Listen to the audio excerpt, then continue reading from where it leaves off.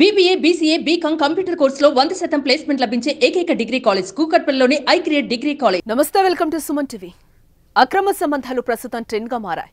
వీటి వల్ల కొందరి జీవితాలు నాశనం అవుతున్నా, కుటుంబాలు రోడ్డున పడుతున్నా సమాజంలో మార్పు అయితే రావడం లేదు. వేరే వ్యక్తితో భార్య సన్నిహితంగా ఉంటుందని, వేరే అమ్మాయితో భర్త క్లోజ్ గా మెలుగుతున్నాడని గొడవలు, మనస్పర్ధలతో ఇంటి గుట్టును రోడ్డు పాలు చేసుకుంటున్నారు.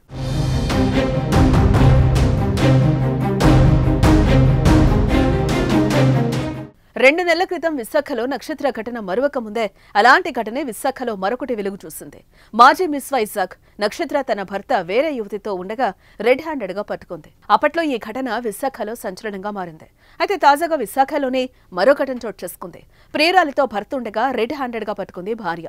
కుటుంబ సభ్యులతో కలిసి భర్త భాగోతాన్ని బట్టబయలు చేసింది.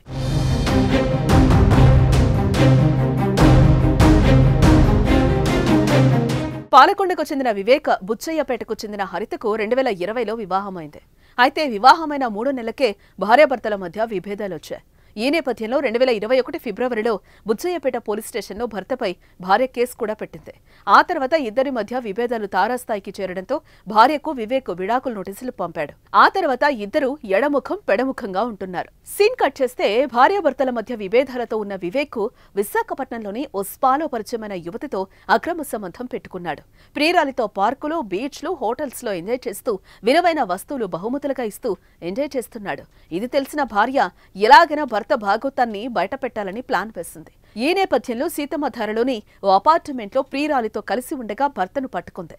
కుటుంబ సభ్యులతో కలిసి రెడ్ హ్యాండెడ్ గా పట్టుకుని దేహశుద్ధి చేసింది. ఇక 2 నెలల వ్యవధిలో విశాఖ వేదికగా భర్తల రాసలీలల ఘటనలు హాట్ టాపిక్ గా మారాయి.